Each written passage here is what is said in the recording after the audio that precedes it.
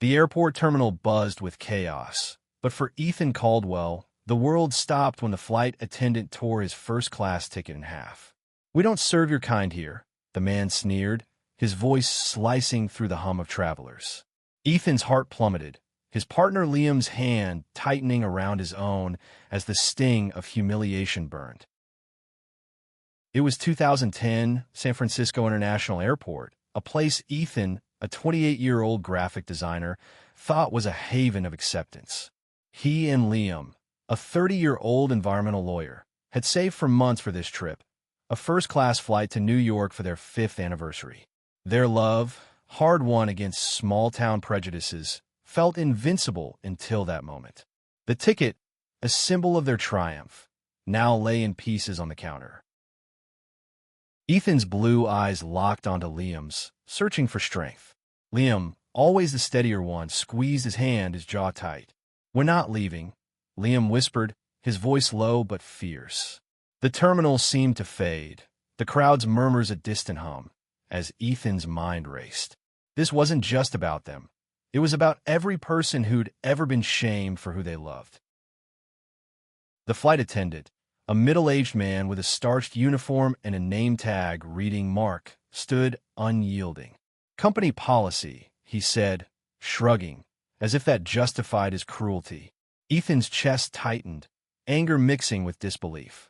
He'd heard of discrimination, but to face it so blatantly in a city like San Francisco felt like a betrayal of everything he believed in. Liam stepped forward, his voice steady but sharp. "Your policy allows you to rip up a paid ticket because we're gay." The question hung in the air, drawing the attention of nearby passengers. A woman with a toddler glanced over, her expression shifting from curiosity to unease. A businessman in a suit lowered his phone, his brow furrowing. Ethan felt the weight of their stares, but Liam's defiance anchored him. Mark's smirk faltered, but he doubled down. "You're holding up the line. Move along, or I'll call security." The threat sent a chill through Ethan, but Liam's grip kept him grounded. They'd fought too hard to be together. Through disapproving parents, whispered slurs in their small Ohio hometown, and the fear of being outed in their early careers. This wasn't the first time they'd faced hate, but it was the first time it felt like the world was watching. Ethan's voice, usually soft, found an edge. "Call them. Let everyone see what you're doing." His words surprised even himself, but the fire in his chest was undeniable. He wasn't just fighting for their flight, he was fighting for their dignity. For every couple like them who'd been told they didn't belong. The terminal grew quieter, the tension palpable. A young woman with a backpack stepped closer, her phone already recording. "This is wrong," she said loudly, her voice cutting through the silence. Others nodded, murmurs of agreement rippling through the crowd. Ethan's heart pounded, not just with fear, but with a flicker of hope. Maybe they weren't alone. Mark's face reddened, his confidence cracking. "You're making a scene," he hissed, but Ethan saw the shift, the power dynamic tilting.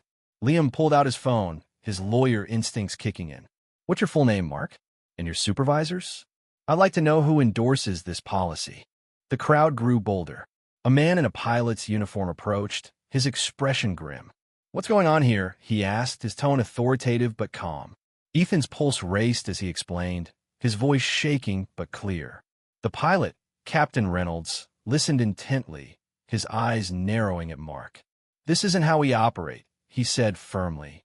"Give me your badge." Mark stammered, but the captain's authority was unshakable.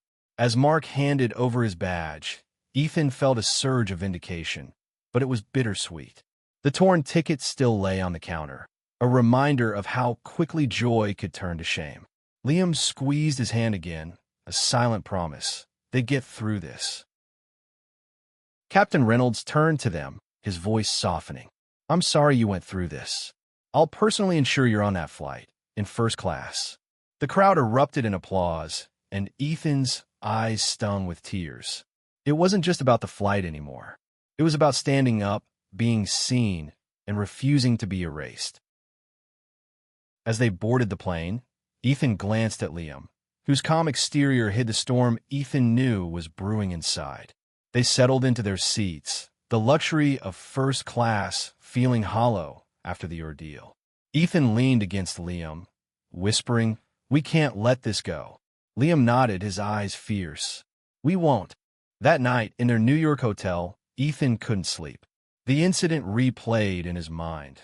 The sneer, the torn ticket, the crowd support. He opened his laptop, his fingers trembling as he typed. A blog post, raw and unfiltered, poured out. "Today my partner and I were humiliated for being gay.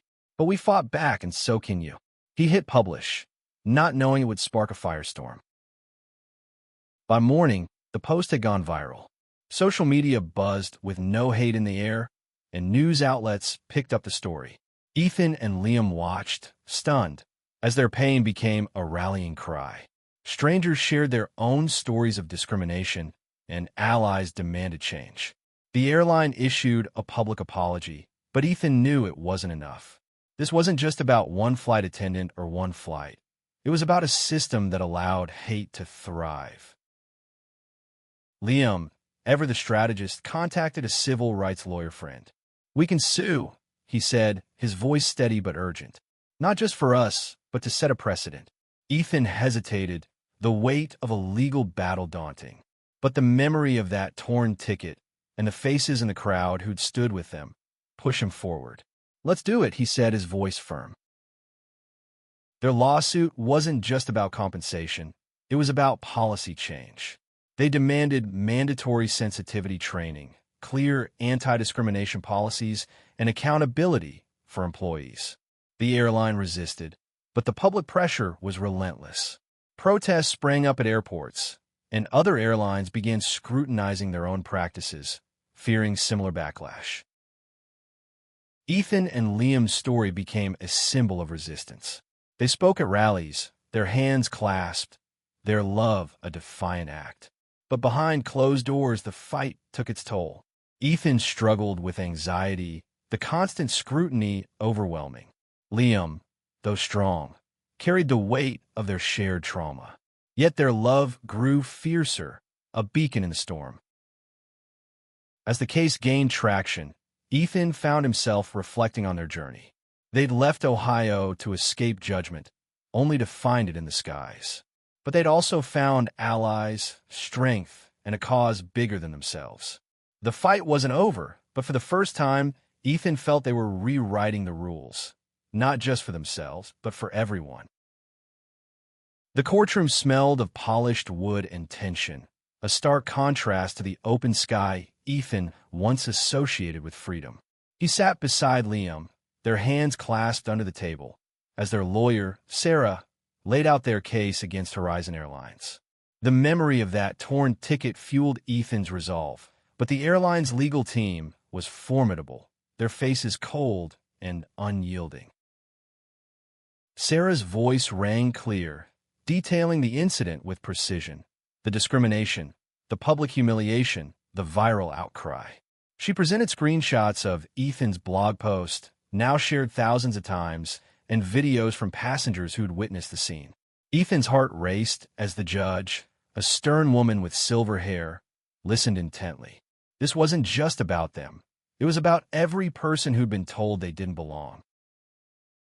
The airline's lawyer countered, claiming Mark acted alone, a rogue employee who'd been fired. Horizon Airlines does not condone discrimination, he said, his tone polished but hollow. Ethan's stomach churned. Fired or not, Mark's actions were enabled by a system that lacked oversight. Liam's grip tightened, a silent reminder to stay strong. Outside the courtroom, the world was watching. Protesters gathered at airports nationwide, their signs reading "Love flies free" and "End hate" in the air. Ethan and Liam's story had ignited a movement, but it came with a cost. Hate mail flooded their inbox, accusing them of seeking attention or destroying a man's career. Ethan tried to ignore it, but each message felt like a dagger. Liam, ever protective, filtered the worst, but Ethan saw the strain in his eyes. One night, after a grueling day of depositions, Ethan broke down. They were in their small San Francisco apartment, the city's fog pressing against the windows.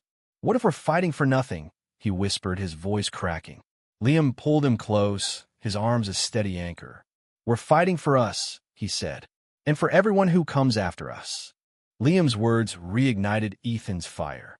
They began working with advocacy groups, speaking at events to amplify their message. At a rally in Los Angeles, Ethan met Jamie, a young trans woman who'd been denied boarding because of her ID. Her story mirrored theirs: humiliation, powerlessness, and a desperate need for change. Ethan realized their fight was bigger than one airline. It was about dismantling systemic bias. The trial stretched on, each day a battle. Sarah uncovered internal emails from Horizon Airlines, revealing a culture of leniency toward discriminatory behavior. One email from a manager dismissed a similar complaint as not worth the hassle. The evidence was damning, and the public's outrage grew. Social media campaigns pressured other airlines to adopt stricter policies, and some began implementing sensitivity training preemptively. Ethan and Liam's relationship, though strained, deepened through the ordeal. They found solace in small moments, cooking dinner together, walking along the bay, stealing kisses under the stars. But the fight consumed them. Ethan's anxiety flared, and Liam's late nights drafting legal documents left him exhausted. Yet they refused to back down, their love a quiet rebellion against the hate they faced. A breakthrough came when a former Horizon employee testified. Maria, a flight attendant who'd worked with Mark, admitted the airline's training lacked any mention of LGBTQ+ rights. "We were told to prioritize customer satisfaction," she said, her voice trembling. But no one defined what that meant for people like them. The courtroom buzzed, and Ethan felt a surge of hope. The truth was unraveling. As the trial neared its end, Ethan and Liam prepared for the worst. The airline offered a settlement, substantial, but with a gag order. "Take it and move on," their lawyer relayed, but Ethan shook his head. "This isn't about money," he said. "It's about change." Liam nodded, his eyes fierce with pride. They rejected the offer, risking everything for a chance at justice. The judge's ruling came on a rainy afternoon, the courtroom packed with supporters and reporters. Ethan's heart pounded as she spoke. Horizon Airlines was liable for discrimination, ordered to implement mandatory training, and fined heavily. The room erupted in cheers, but Ethan's eyes were on Liam, whose smile was a mix of relief and triumph. They'd won, not just for themselves, but for countless others. That night, they stood on their apartment's rooftop, the city sparkling below. Ethan leaned against Liam, the weight of the past months lifting. "We did it," he whispered. Liam kissed his forehead, his voice soft but firm. "This is just the beginning." The ruling sent shockwaves through the industry. Airlines scrambled to update policies, fearing similar lawsuits. Ethan and Liam's story became a case study in advocacy, taught in law schools and corporate training sessions. But for Ethan, the victory was personal. He'd found his voice, and with Liam by his side, he knew they could face anything. The victory in court was sweet, but Ethan knew the real battle was just beginning. The ruling forced Horizon Airlines to change, but systemic bias didn't vanish overnight. He and Liam became reluctant celebrities, their faces plastered across news outlets, their story a beacon for the marginalized and a lightning rod for critics. Ethan struggled with the spotlight. At a speaking event in Chicago, a heckler shouted, "You're ruining America." The words stung, echoing the hate mail that still poured in. Liam, ever his shield, stepped in front of him, his voice calm but cutting. "We're not ruining anything. We're making it better." The crowd roared in support, but Ethan's hands trembled. He wasn't a hero. He was just a man in love, fighting to be seen. Their advocacy grew, fueled by stories like Jamie's and others who reached out.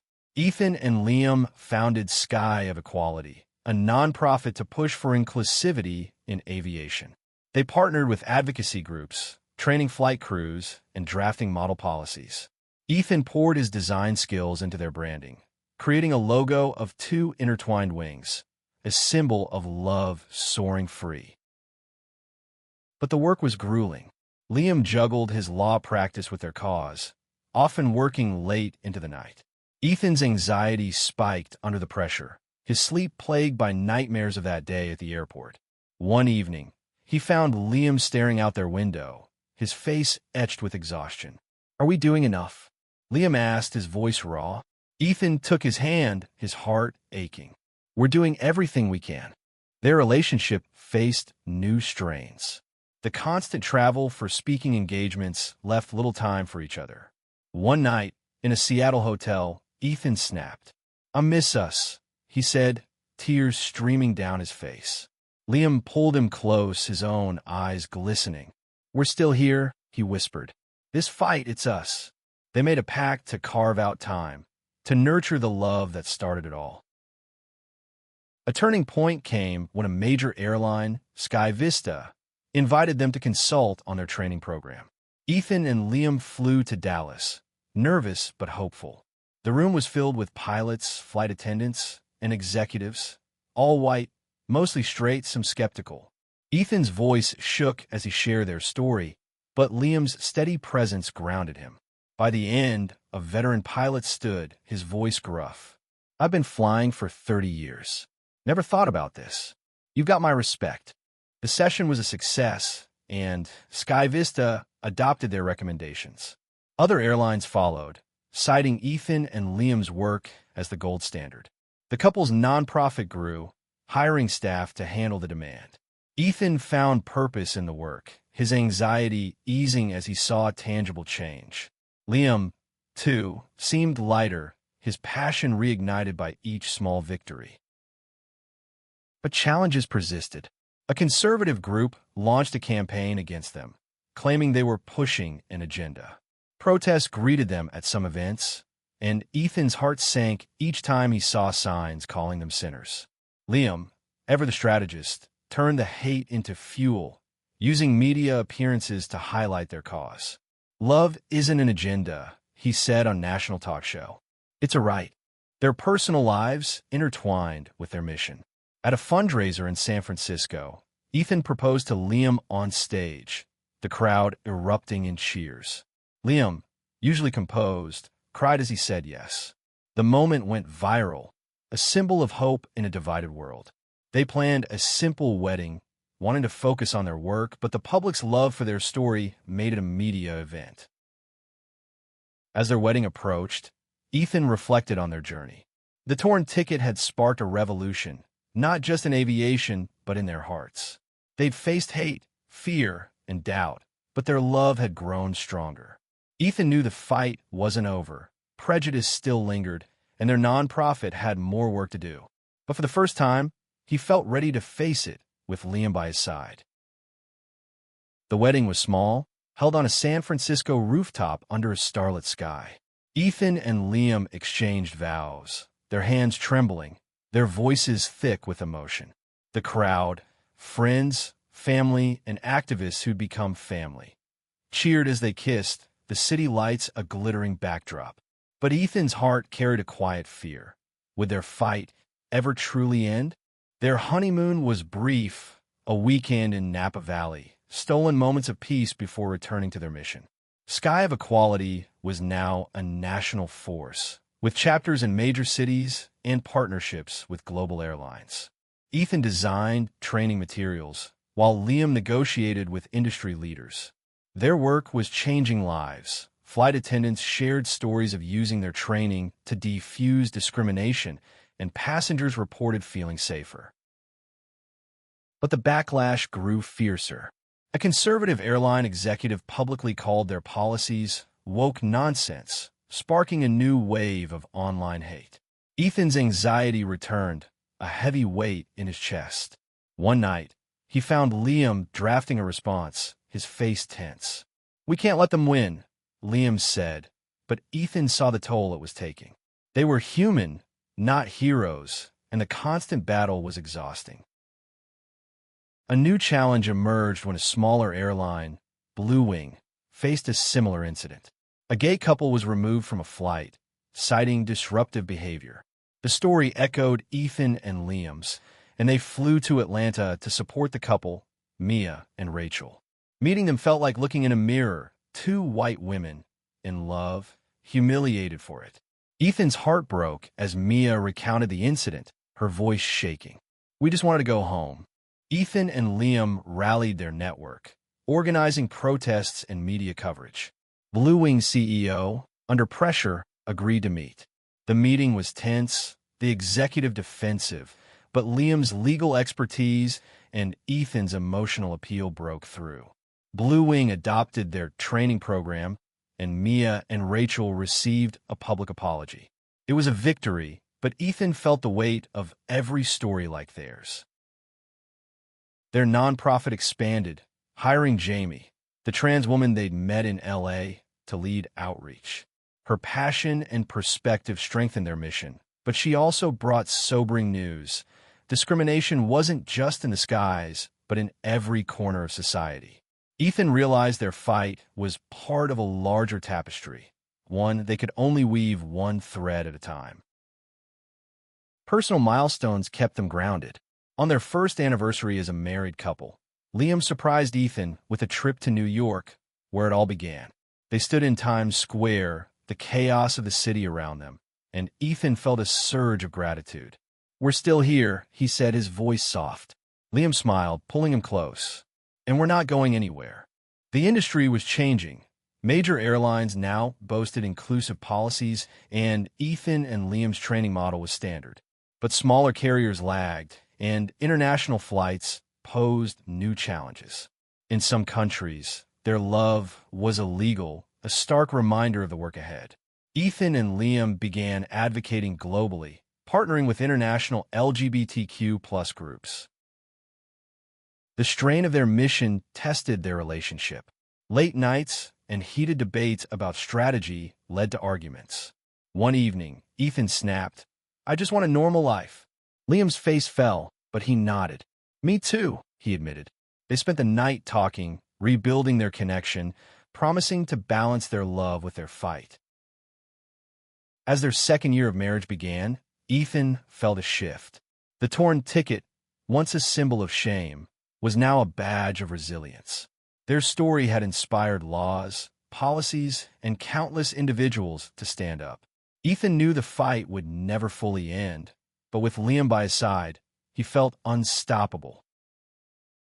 5 years after the torn ticket, Ethan stood at an aviation conference in Washington, D.C., addressing a room of industry leaders. His voice, once shaky, now carried the weight of experience. "Love doesn't need a first-class ticket," he said, "but it deserves respect." The room applauded, and Liam, in the front row, beamed with pride. Sky of Equality had transformed the industry. Their training program was mandatory in over 70% of U.S. airlines, and international carriers were adopting it. Ethan and Liam's story was taught in diversity workshops, their names synonymous with change. But for Ethan, the real victory was in the stories they heard. Passengers who flew without fear, crew members who intervened against bias. The fight had changed them, too. Ethan's anxiety had eased, replaced by a quiet confidence. Liam, once reserved, now spoke with a passion that inspired thousands. Their marriage, tested by fire, was stronger than ever. They'd learned to balance their mission with their love, carving out time for quiet dinners and long walks. Yet challenges remained. Some regions resisted their policies, and hate groups still targeted them. At a rally in Miami, a protester threw a bottle, narrowly missing Ethan. Liam pulled him to safety, his face pale but resolute. "We've faced worse," he said, and Ethan nodded, their hands clasped. They wouldn't be silenced. A defining moment came when the FAA invited them to consult on federal guidelines. Ethan and Liam worked tirelessly, drafting rules that would protect all passengers. When the guidelines were adopted, they stood together at a press conference, their hands intertwined. "This is for everyone who's been told they don't belong," Ethan said, his voice steady. Their nonprofit grew, with Jamie leading a new initiative for trans travelers. Ethan designed a campaign, Wings for All, featuring stories of diverse passengers. The campaign went viral, and airlines competed to showcase their inclusivity. Ethan felt a swell of pride, knowing their pain had sparked a movement. On a quiet evening, they returned to the San Francisco rooftop where they'd married. The city sparkled below, a testament to their journey. Ethan leaned against Liam, his heart full. "Do you ever think about that ticket?" he asked. Liam smiled, his eyes soft. "Every day. It's why we're here." The torn ticket had become a symbol of triumph. Airlines worldwide now followed their rule. Respect for all, no exceptions. Ethan and Liam knew the fight wasn't over. Prejudice lingered, and new battles loomed. But they'd shown the world that love could soar, even through the darkest storms. As they stood together, the stars above seemed to shine brighter. Ethan whispered, "We changed the world." Liam kissed him, his voice a promise. "And we'll keep changing it." Their love, once challenged by a single act of hate, had rewritten the skies, leaving a legacy that would guide generations to come.